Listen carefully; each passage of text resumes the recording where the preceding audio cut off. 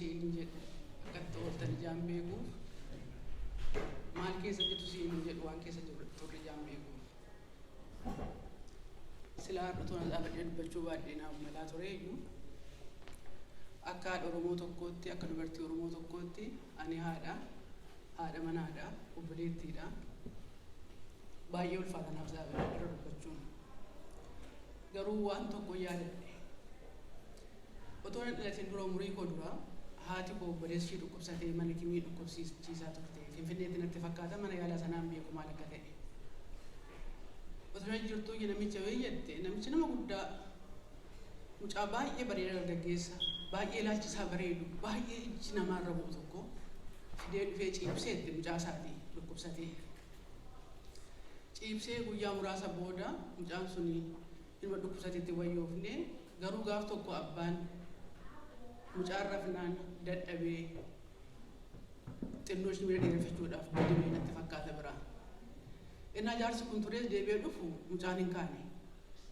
yennaan abbaan siqeenaa yaaluu akkuma beektan egaa manni yaalaa biyya keenyaa kutaa tokko keessa nama 10 facciisa miti hiree namni baay'ee guutuudhaaf sireen nutu qabamaadha abbaan mucaa kanaa dhufee mucaa isaa bira taa'ee mucaan ka'uu dinnaan qaqqabatee innaa ilaalu mucaan hin jiru du'eera yennaan ol ka'ee dhaabatee gurra isaa lamaan qabatee amma dachiin garagaltutti iyye jedhan gurruma isaa qabatee iyyetti fufee biyya asitti kaatee achitti kaatee narsoonni dhufanii kee dhufanii namichi dhaabennaan dhaabeyyuu dhaabuu dide iyye yennaan beektu akka biyya keenya akka tiriitii nama godhan narsii wayii dhufteeti iyye ምንድነው አላንተ ምንድነው አለ ለምን ዝም አይሉም jennaan ዝም አይሉም ገና ጮሃለሁ ደየርተ ምንድነው አለ አብዷል እንደና አዎ አብጃለሁ ይሄ ሞቱ የተኛው ልጅ አይደለም እንዴ አንሳደውና ሳናርካ በዲዋን አይሉ በዲና ኢሳ ከኝንሳ ደንገለኤ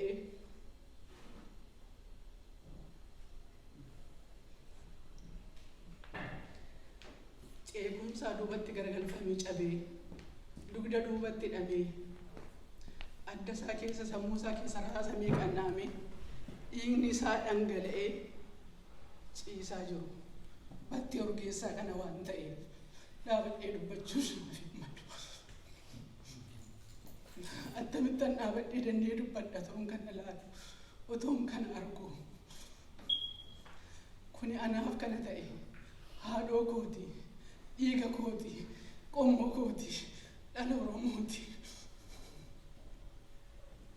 Oromoo ko banneerra akka sabaatti salphanneerra qaanofneerra namaa gadii taaneerra kanaaf otoon kana laalu akkamittan dhaabadhee dubbadharee otoon iyyeef naaf mala akka jaarsa gaafa sanaatti maraadhee wayyaa boofneerra saba ko guyyaa afur guutuu maal keessa turre maal laalaa turre maal dhagaa turre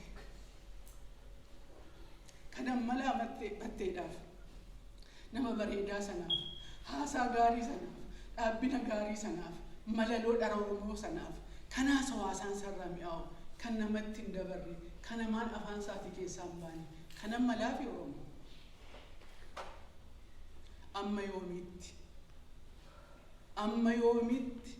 amma yoomitti jireenya kootti dhaladhee wanti itti waaqayyo galateeffadhu keessaa Oromoo ta'ee dhalachuu koo ture gadda gaafa roobii ganama sa'aatii 5 kaasee garuu Oromoo ta'uu koon jibbine ofan jibbe ofittan qaanne waanan godhuun dhabne ofan tuffadhe anu Ameerikaan jira biyya nagaan jira waa tokkollee hin godhu nama kanaaf hin jedhe ofittan ceepha'e maal Oromoo amma oomitti akkatti dhaabannee boonna amma oomitti akkatti salphanna namni sana fakkaatu namni kana fakkaatu sun har'annaa akkas ta'e akkatti gombi'amee ciisu innaa kana fakkaatu garaa maaltu galee nuu ta'a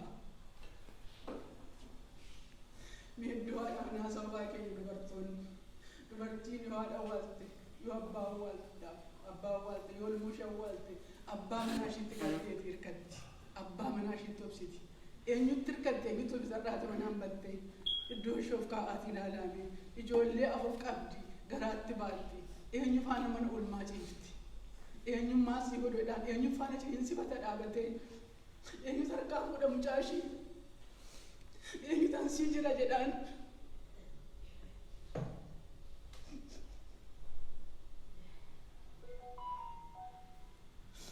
ilaaluu saba koo mee koottaa xiqqeeffannu, mee koottaa garaa godhannu, mee koottaa onnee haa godhannu. Har'a guyyaa goototaatii kabajna miti. Guyyaan goototaa kun jarri sun gaafa iddoo tokkotti dhumanii wajjin awwaalamanii jaalala jedhaniiti, dabarsanii wal kennuu jibbaa jedhaniiti. Gara waggaa 45 oli har'a. Gara waggaa 48 battee yeroo sana dhalanne. Isaan tokkummaadhaaf, tokko ta'uudhaaf osoo lubbuu isaanii oolchuu danda'anii jaalala tokkummaa Oromootiif wajjiniin dhuman. Nuti har'a tokkummaa dhabneeti battee du'a akkanaa dhufe. Waggaa 45 boodatti. Addi bilisummaa Oromoo gaafa qabsoo kana calqabeeti. Waa'ee Oromummaa kana keessa Oromummaa kana gaafa kaasu. Arangamaa beektu biyya keenya namni baadiyyaa dhufsan. Arangamaa harkaan cireet qabsoo kana calqabee karaa nutti baase. Arangamaa jechuun keessa deeman foon namarraa cira, wayyaa namarraa cira, karaan keessa deeman hin jiru. Arangamaa harkaan ciranii foon isaanii ciranii dhiiga isaanii dhangalaasanii karaa kana karaa nuti har'a haayiwayii 80 irra deemu kan hawaasa Oromoo. Nuti garuu har'a osoo haalli nu mijaa'ee jiru. Oromoon keessumatti biyya alaa jirru kuni namni keezii Oromoo keezii adda bilisummaa Oromootiin dhufin hin jiru. Warra diibii dhufe baay'ee xiqqoodha harka 100 keessaa harka tokko yoo ta'u. Dhaaba adda bilisummaa Oromoon nu himanneeti. Maqaa adda bilisummaa Oromootiin sabni kun gatii baasaa jira. Waan biraatiif miti. Har'a warra jirru garuu warri haalli nu mijaa'e, warra jireenya qannoo jiraannu, warri deenyee ijoollee keenya guddifannu, mana barumsaa barbaadatti barsiifannu, waa'ee Oromootti dhiibnee isa biyya jirutti isa caancin lafaan kaa'ametti, isa garbee dubbachuu hin dandeenyetti, isa jireenya harkaa fuudhametti hundumaa itti gannee gallee teenyeetti dhiibnee waa'ee Oromoodha. Ila kan warra na jedheef kan bara na jedhe looluu jedhe Oromoon. Jaalannes jibbines gaaf tokko guyyaa isaan beeknu Oromoon hin bilisooma. Sabni keenya lafa yaadeen gaa ijoolleen nu duuba dhachaa jiratti darbaa jirutti dhufaa jiru. Nuuf wayyoo garuu warra maqaan keenya galmee seenaa irra jirre, warra maqaan keenya galmee seenaa xuraa'aa irra jiru, warra ofittoo ta'anii, warra of jaalanne, warra saba keessaa dhufne irraanfanne, warra biyya keessaa dhufne irraanfanne. Amma yoomitti boonna. Sanyii yartuu eeboo ishii waraana of keessaa fuutee arraabdii Oromoo. Har'a eeboo batteedha waraabni kan of keessaa fuunee arraaba jirra warri haalli nu mijate. Dhugaadhaan sin jedha dhiifama na godha asitti madhiira duraalee waraan ta'e dubbadhe waan dubbadhe ifan qaba. Amma wayyaa uffannee deemnu hundumti keenya fayyaadha fayyaa miti. Namni tokko maraatoo jechuun yoo qullaa buusee laastikii gurraacha mataatti hidhatee kaarra deemedha. Hundumti keenya iyyuu maraanni irra maraatoodha.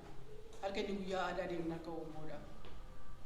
Jireenya saba keenya harkaa fuudhan Oromoo. Waan tokko yaadadha jidduu kana. Bara dargiidha dargii karaa militariidha warra waa'ee militarii beekan akka Damisee Bultoo faajjiise. Karaa siyaasaa karaa barumsaa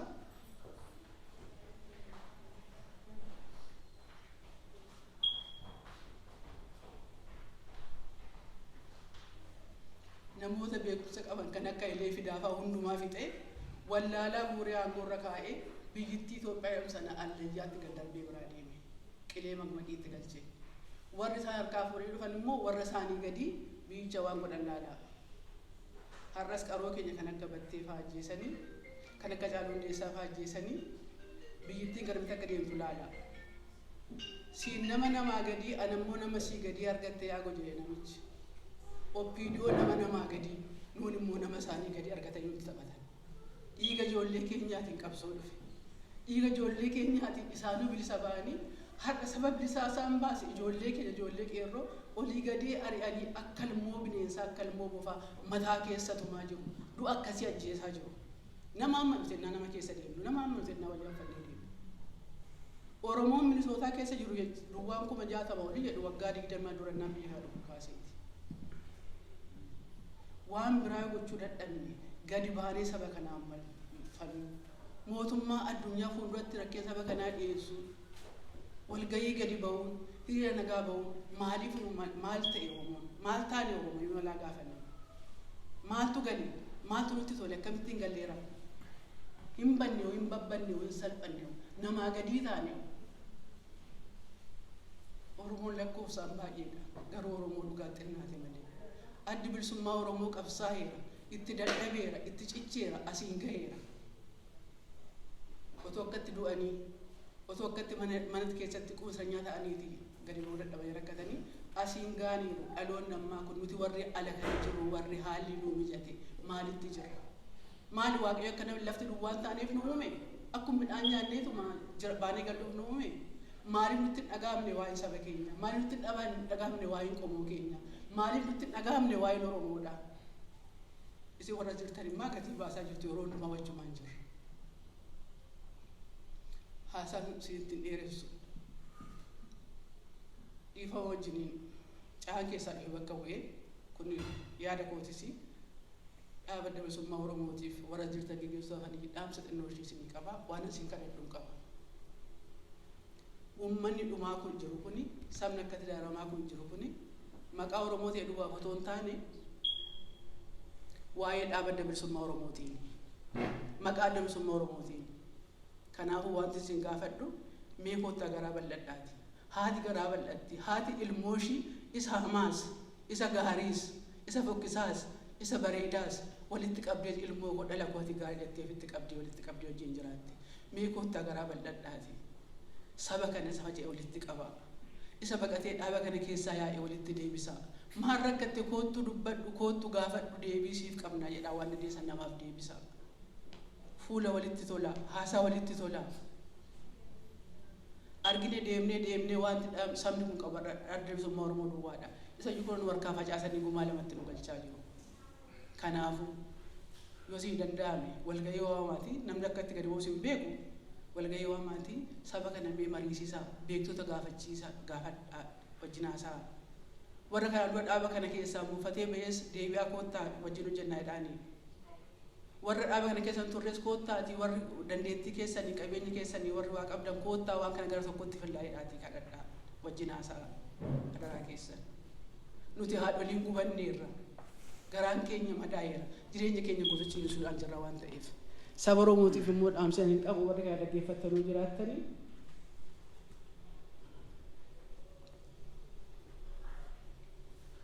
Oromummaadhaan dhalattanii dhiigni keessan Oromoodha. Garatti keessaa baqattanii qabdanii gadi ba'aatii saba rakkachaa jiru, saba miidhamaa jiru, saba du'aa jiru, saba dhiigni isaa akka bishaanii yaa'aa jiru, saba hiyyatee birmannaa dhabe, saba waammatee owwaannaa dhabe, saba beelee waan nyaatu dhabe, saba kan namaatti hin dabarre qe'ee namaan dhaqne qe'ee isaarratti kan isaatiif dhiibamaa jiru, gubachaa jiru, jiraa fannifamaa jiru jedhaati. Gadi ba'aatii sagalee ta'a. Barri kun hin darba. Gadi ba'aatii seenaa hojjedhaa. Keessumatti dubartoonni hin beektu nuti waan dhalli nama godhu. Hin beektu nuti akkatti ilmoo keenya jaalan. Abbootiin jaalatan jechuu koo miti. Haati ciniinsifattee baqaqxee deessee waan ilmoon nama gootu beektu miti. Akkatti ilmoo keenyaaf yaadnu beektu miti.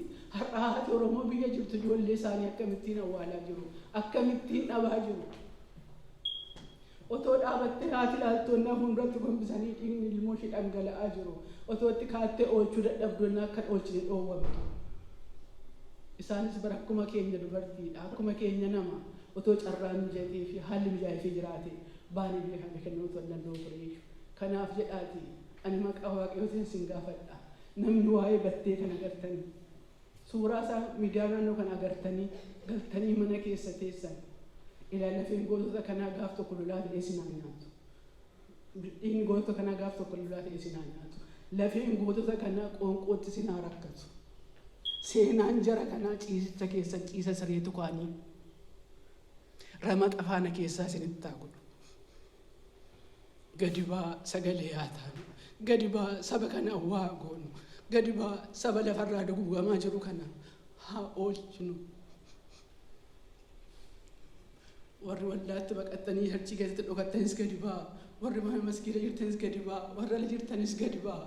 Seenaa hojjedhaa. Saba kanaa oolchaa. Birmadhaa. Kan man jechuu barbaada. Fayyaa ta'a.